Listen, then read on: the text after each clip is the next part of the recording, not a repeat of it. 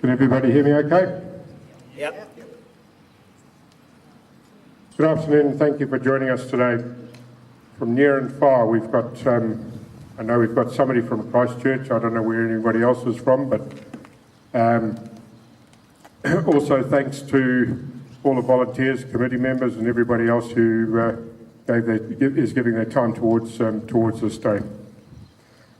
Unfortunately, several of the usual key personnel are unable to be here today, and they present their apologies. There's our Padre, Peter Coventry, our President, Granta Robertson, and our Curator, Tony Fraser. ANZAC Day commemorations are unique to Australia and New Zealand and mark the anniversary of the first major military action fought by the Australian and New Zealand Army Corps, hence ANZAC in ANZAC, during World War I. On April the 25th, 1915, troops from both countries landed on the Gallipoli Peninsula in Turkey, intending to capture the Dardanelles Strait and seize Constantinople, now Istanbul, and thus open a sea route. The ANZACs and their allied forces were subsequently pinned down for 8 months by the Turks. The ANZACs were part of the British forces comprising personnel drawn from across the empire: India, Newfoundland, Egypt, South Africa, and Rhodesia. Also in support were soldiers from France and elements of the Russian Navy. Rhodesian and South African involvement was not in great numbers because most of the soldiers from Southern Africa were involved in opposing the German forces in Southwest Africa and East Africa. We know of 4 Rhodesian soldiers who are buried in Gallipoli. Knowledge of history should enable a person to be a better person, hopefully avoiding the mistakes of the past.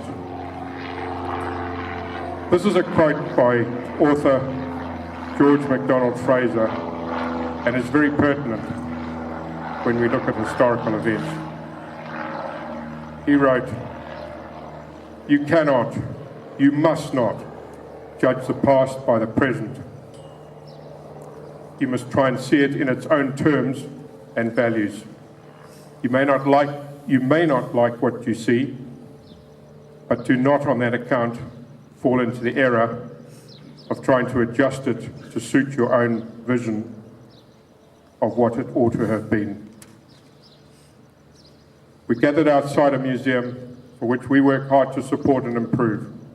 We particularly value the interest and support that the younger generations give to us, and we wish to see that expanded. We are all growing older, and we must pass down our knowledge and experience to enable the following generations to continue to preserve our valuable history. Once again, thank you for being here. Enjoy the rest of your day and travel safely. I'll call on Diana to address you now.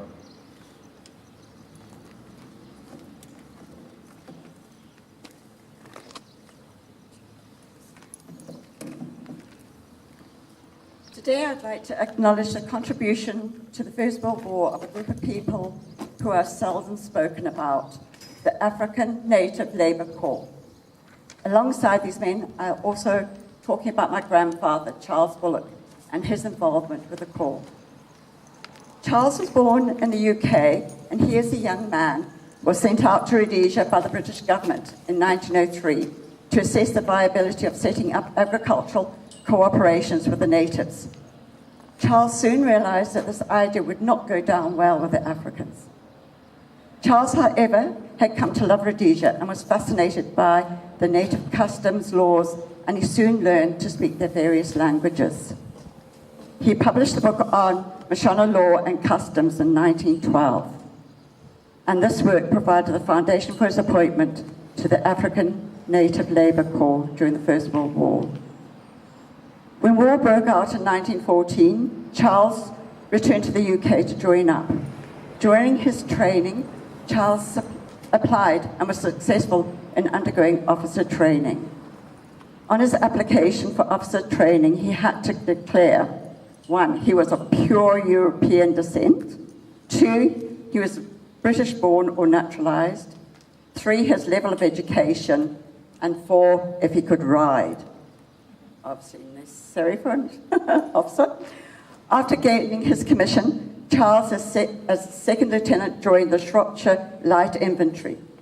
5 months later, he transferred second in command to the 101st Machine Gun Corps and took part in the Battle of the Somme in 1916.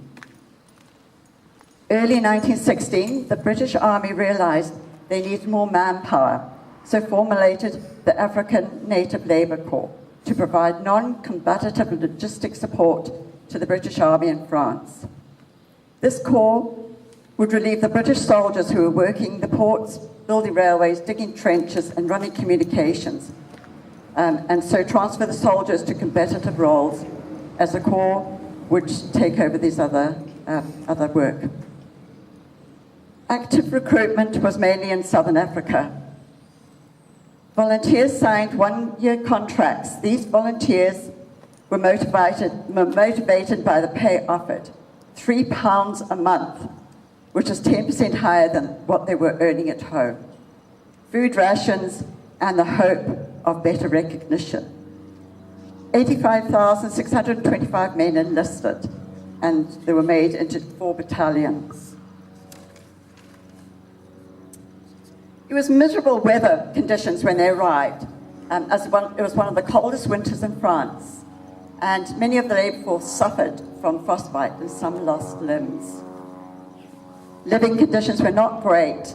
The British Army had dictated that the Corps needed to be segregated from the local population, and especially from their British counterparts, mainly because they feared that the labour force's exceptional performance would be affected by their counterparts' poor work habits. However, this meant that they were confined to their living quarters after work. Camps were dry, meaning no alcohol. However, they did receive a tobacco ration. The British command soon realised that the Corps did not respond well to officers who did not understand their customs or language, which is not surprising, as the British officers only received 2 days training on African customs and the jobs required to be done. So in 1917, Charles transferred to the Labour Corps, promoted to active captain, commanding a company. A debt was owed to these men during the central work supporting the army. 331 of these men died in France, mostly from TB. The Corps had been kept 30 kilometres away from the front line, so had not been in direct line of fire. At the end of the war, the British awarded the British War and Victory medals to those men. However, the volunteers from South Africa did not receive their medals, as the South African government decided not to issue them. Those of the Corps from other African nations did receive their medals. My grandfather's war ended in September 1918, when the ship he was going on leave on was torpedoed by a German submarine in the English Channel. He was fortunate to be rescued, but 48 hours in an open boat at sea affected his health, and he was discharged soon after. Charles went on to become Chief Native Commissioner of Southern Rhodesia. He published a further 3 books on Rhodesian native customs, and his works were used for training by ANZAC. I would like to thank Jerry Van Tumder for supplying the information for this presentation, and I now hand over to Glenn Ashmead and his family.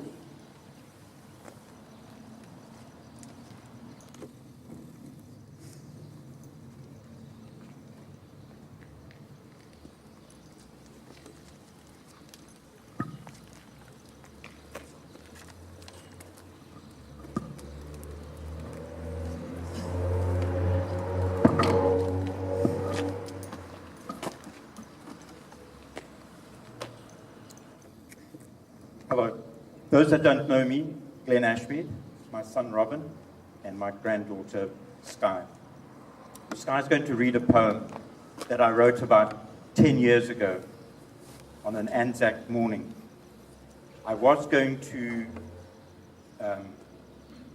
go to the Hobsonville RSA and march with them, and the weather was quite bad. It didn't rain, and I didn't go. And I sat on the deck, drinking my coffee, and I thought of these words, which Sky is going to read.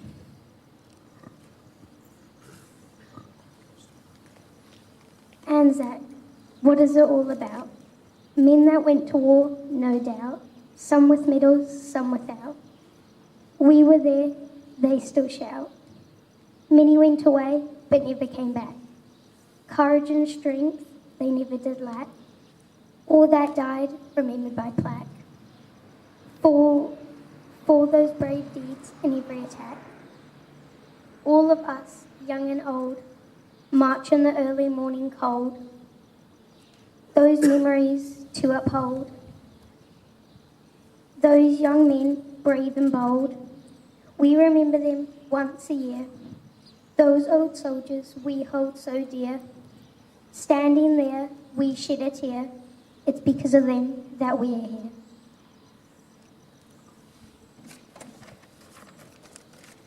Now, I have copies of that poem if anybody would like it. Sky will hand them out afterwards. Go on.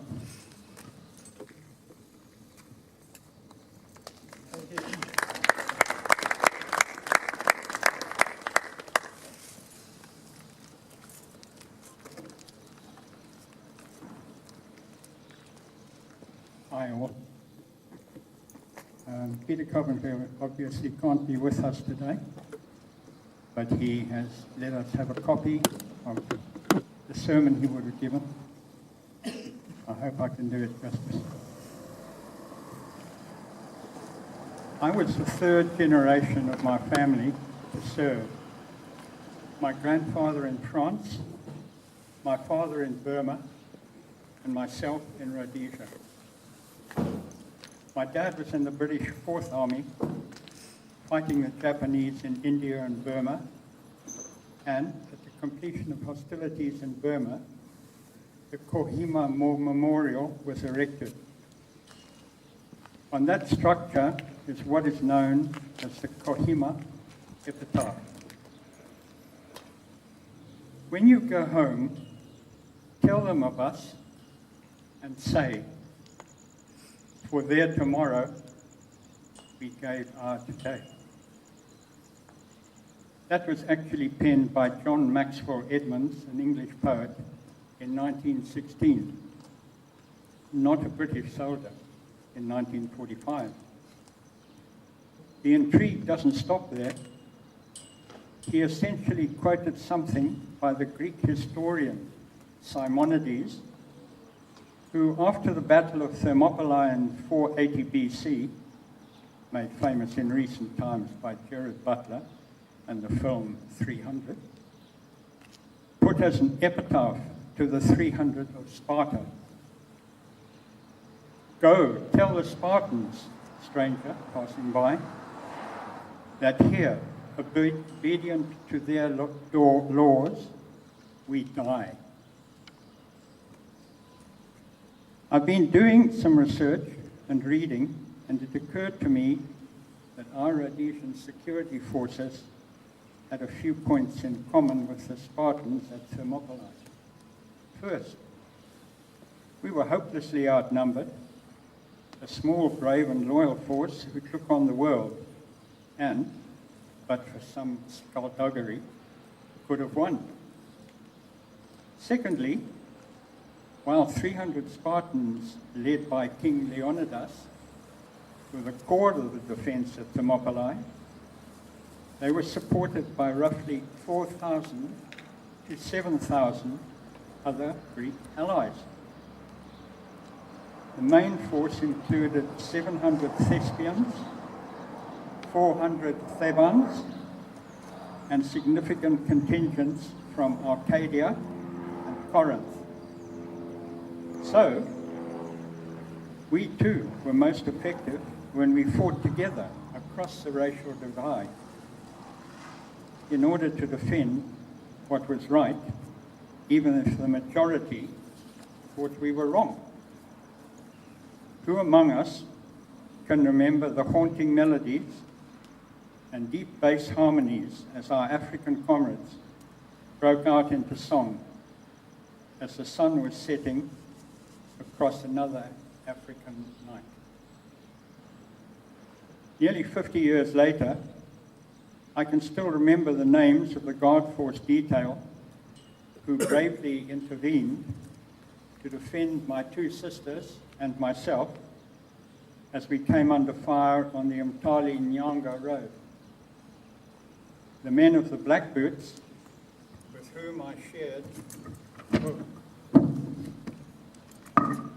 so many impromptu meals under the stars. As a military force, we were blessed by the caliber of men and women from all races and backgrounds who came together and stood side by side. Ecclesiastes probably explained it better. Two are better than one because they have a good return on their labor. If either of them falls down, one can help the other up. But pity anyone who falls and has no one to help them up. Also, if two lie down, they will keep warm. But how can one keep warm alone? Though one may be overpowered, two can defend themselves. A cord of 3 strands is not quickly broken. We have just commemorated the Easter weekend. The Bible tells us, greater love has no man than this, that he lay down his life for his friend. That was obviously ultimately fulfilled on that very first Easter. 3 weeks after Easter, 1915, 8,000 ANZACs paid the ultimate price. Their bravery was not demonstrated in defense of themselves, but rather in support of loyalty and compassion to others. That is the same spirit we all experienced in France and the Middle East in World War I, in all theatres of operations in World War II, in the Malayan emergency, and of course, on the hills, the valleys, and the flays of the land we all once honoured to call home. Finish.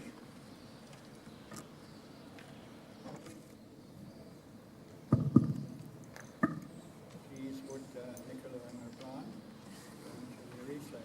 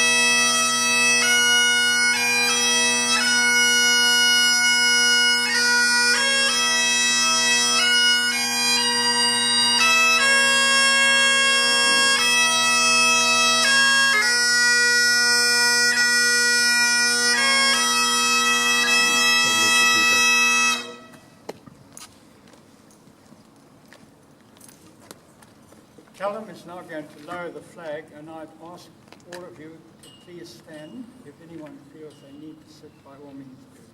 Thank you.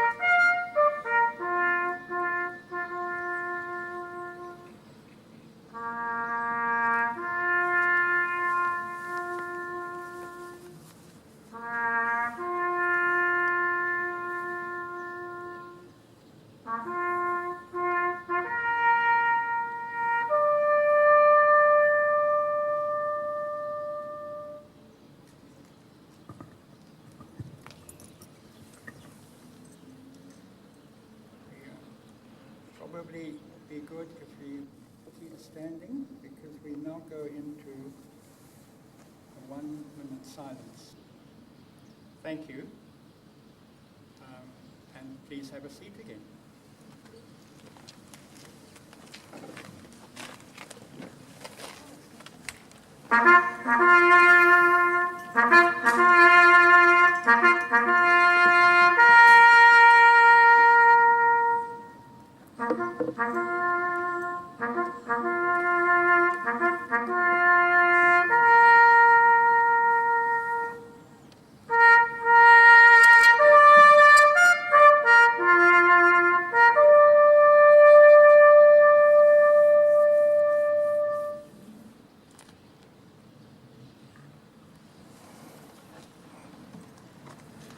Now that you've had a nice rest, I'd ask you to stand again for the oath.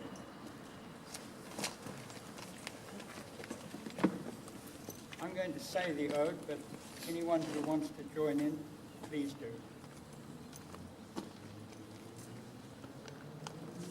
They shall not grow old, as we that are left grow old. Age shall not weary them, nor the years condemn. At the going down of the sun, and in the morning, we will remember them. We will remember them. Please seat. The